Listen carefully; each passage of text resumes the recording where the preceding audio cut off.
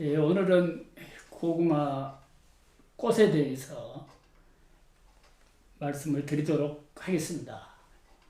이 모든 지구상의 그 생명이 있는 생물들은 종족 보존의 본능이 있습니다.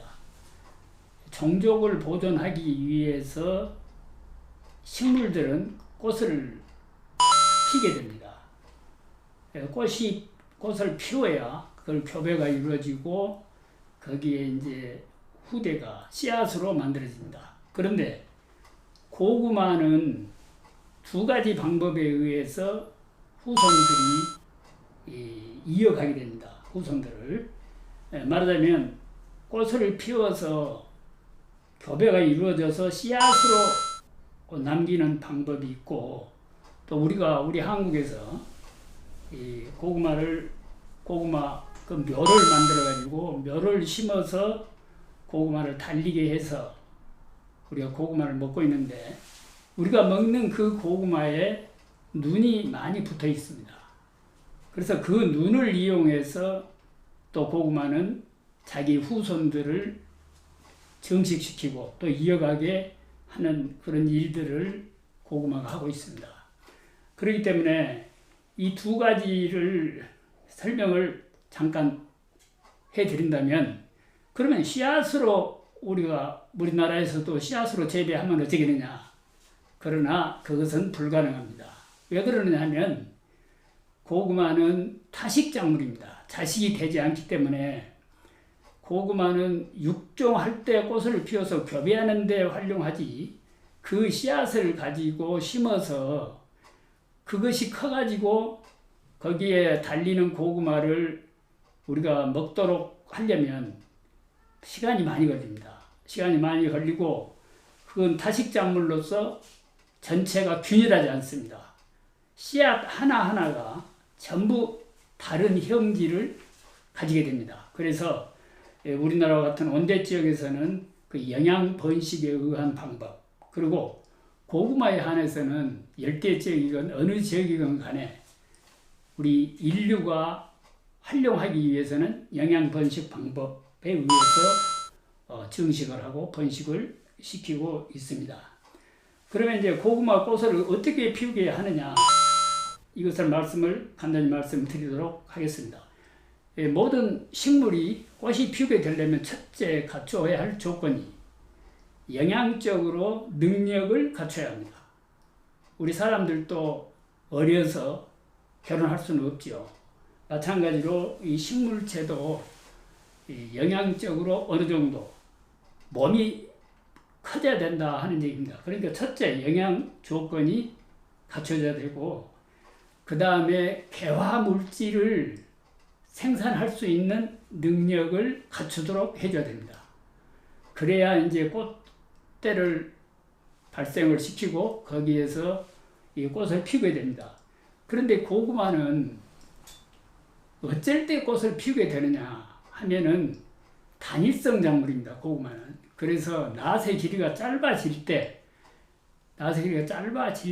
꽃이 피는 작물입니다. 그러니까 어떤 생각을 고구마가 하게 되냐면, 우리가 고구마 보통 봄에 이제 심게 되는데 여름 더울 때 생장을 왕성하게 하다가 이제 가을이 되고 하지가 지나고 가을이 되면서 낫의 길이가 짧아지게 됩니다. 그러면 낫의 길이가 짧아진다고 하는 것은 언젠가 겨울이 온다고 하는 것을 고구마는 알고 있습니다. 그래서 겨울이 오게 되면 추위에 견디는 힘이 약하기 때문에 나는 죽게 된다. 그러면 죽기 이전에 내 후세를 만들어야 되겠다. 그래서 꽃을 피우게 되는 것입니다. 그런데 그것만 가지고는 되지 않습니다. 왜 그러느냐 하면 우리 온대 지역에서는 주야 온도차가 큽니다. 그래서 낮에 그 이파리에서 탄소 동화작용을 해가지고 많은 물질을 만들어 놓으면은 저녁에 온도차에 의해서 고구마 쪽으로, 땅속에 있는 고구마 쪽으로 그 물질이 전부 전류돼 버립니다. 이파리에 어느 정도 개화할 수 있는 능력이 갖춰져야 되는데, 말하자면 이파리나 줄기 부분에 개화 물질이 쌓여서 그 영양적으로 축적이 되어 있어야 개화가 이루어질 수 있는데, 그것들이 밤이 되면은 전부 땅속에 있는 궤군으로 전류가 되어버리기 때문에 개화가 되지 않습니다. 그래서 그것을 막아주기 위해서 나팔꽃 대목에다가 고구마를 접을 붙여버립니다. 그러면 나팔꽃 뿌리는 위에서 영양물질이 내려와도 비대할 줄을 몰라요. 고구마 뿌리는 그 고구마로 비대할 수 있는 성질이 있기 때문에 위에서 물질이 내려오면 그대로 받아들여서 비대가 되어버립니다. 그러나 나팔꽃 뿌리는 한 번도 그런 뿌리가 비대해본 경험이 없거든요. 그래서 위에서 물질을 아무리 고구마 순이 내려보낸다 해도 나는 그걸 활용할 수 없다. 그러니까 지상부에 너희들이나 잘 먹고 거기에서 꽃을 피워라. 이렇게 얘기를 하게 됩니다. 바로 그것 때문에 나팔꽃 대목에 접목을 붙이는 것입니다. 그 접목을 붙인 다음에 또 단일 처리를 계속 해줘야 돼요. 단일 처리해 주어야 또 이제 개화 물질을 만들 그런 준비를 하게 되는 것입니다. 그래서 그 무안의 그 바이오 에너지 작물 연구소에서는 겨울에 하우스 안에서 또 아니면 원실 안에서 이 교배를 합니다. 꽃을 피우게 하고. 왜 그러느냐? 겨울은 낮이 짧잖아요. 자동 단일이 되어버리잖아요. 여름에 이 개화를 시키려면 단일 처리를 해야 되기 때문에 무척 어려움이 많습니다. 이게 암실이 있어야 되고, 그러면 암실로 옮겼다, 또 밖으로 꺼냈다, 이런 작업을 계속 해야 돼요. 그런데 겨울에는 단일이기 때문에 겨울에 온실이나 하우스 안에서 아예 고구마를 이 나팔꽃 대목에다 접을 붙여가지고 그것을 이 밭에 심어버립니다. 그래가지고 꽃을 피우게 하면 자동으로 잘 피웁니다. 그래서 그런 방법으로 연구기관에서는 개화시켜서 교배를 하고 있습니다. 그래서 이렇게 해서 고구마 교배가 이루어집니다. 그러면서 거기에서 이제 품종이 만들어지고 그럽니다.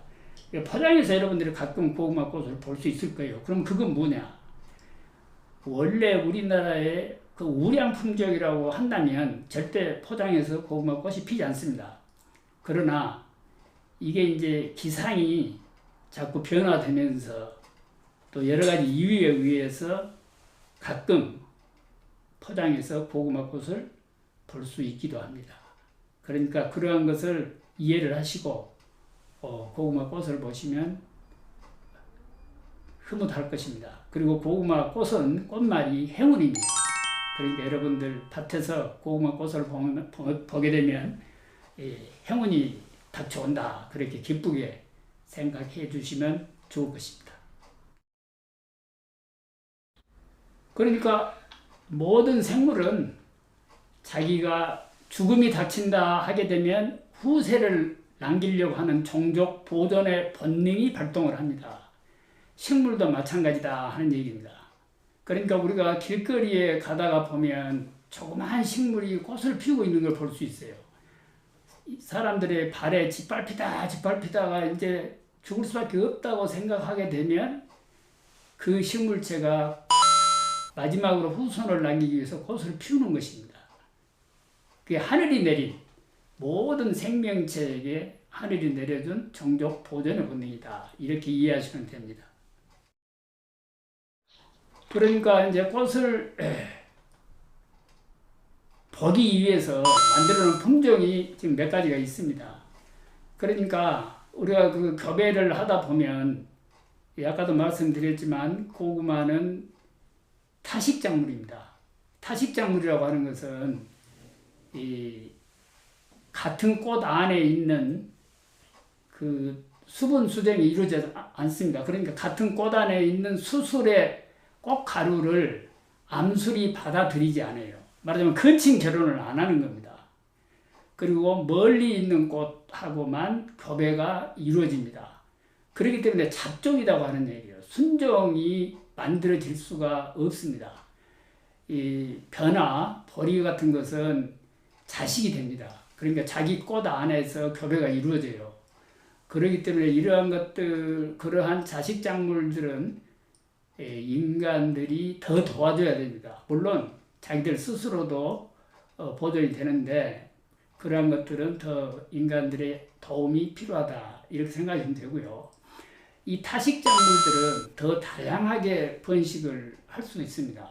다양성을 가질 수가 있어요. 그러니까 여러 가지 어려운 어려운 환경을 이겨낼 수 있다고 하는 장점이 있습니다. 근데 이것을 우리 인간이 이용하려고 보니까 이제 어렵죠. 어려운데 인간이 이용할 수 있는 방안만 우리가 빼서 슬쩍 활용을 하는 겁니다. 그 대신 이 고구마가 종족 번식을 할 수 있도록 우리가 매년 저장을 했다가 또 씨앗은 남기고 또 우리가 필요한 것은 우리가 먹고 또 씨앗 남겨주고 이렇게 하고 있지 않습니까? 그러니까 우리가 고구마의 종족 보존의 본능을 지켜주면서 그 사이에서 우리가 고구마를 활용하고 있는 것입니다.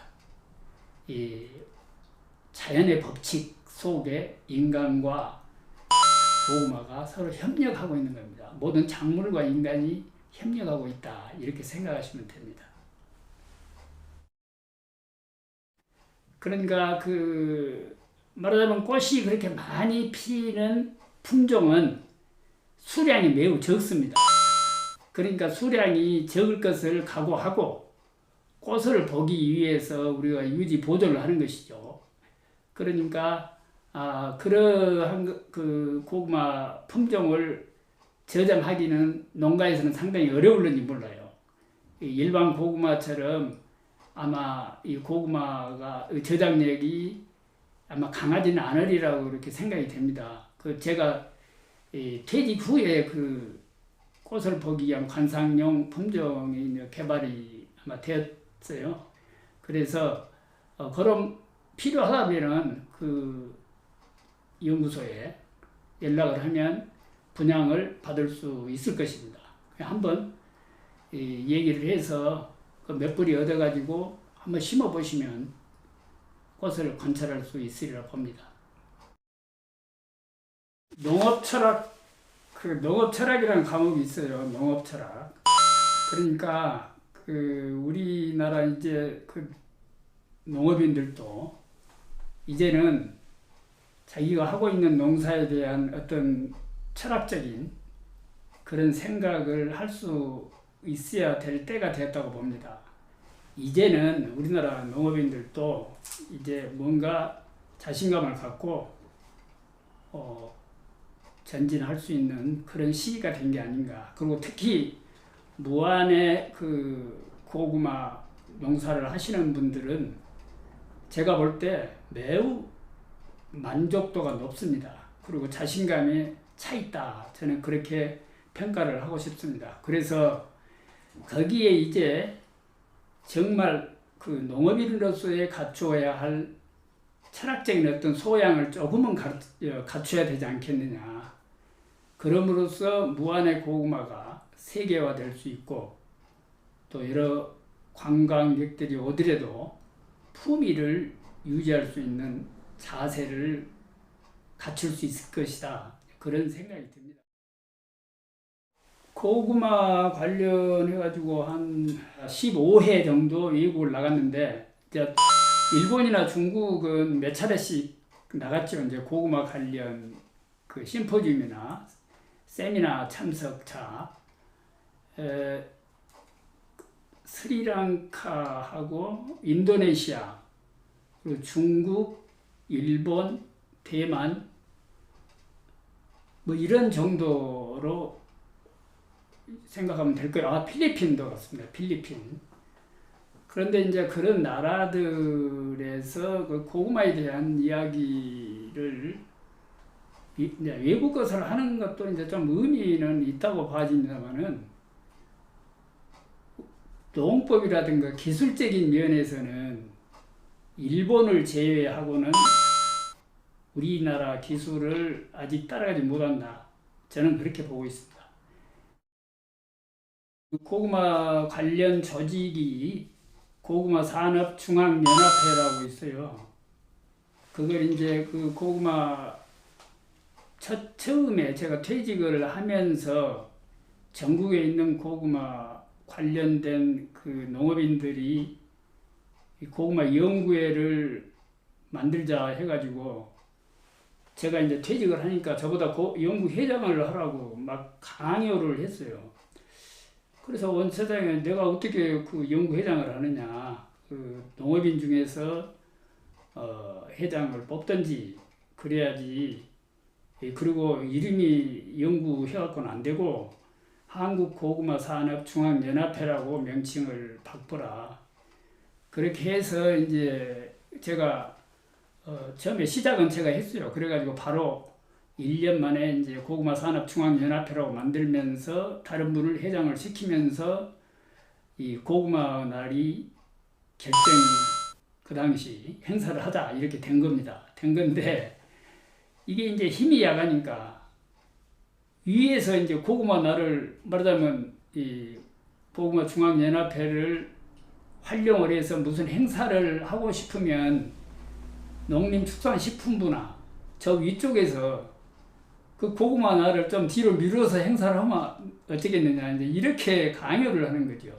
그러다 보니까 이것이 왔다 갔다 하는 거예요. 왔다 갔다. 지금 상황 그런 상황인데 예. 별도로 우리 그러면 현재는 정확하게 이 날짜가 한국 고구마의 날이다라고 정해진 것은 없네요. 원래 11월 1일로 처음에는 11월 1일로 고구마 날을 하자 그렇게 한 걸로 제가 기억을 합니다.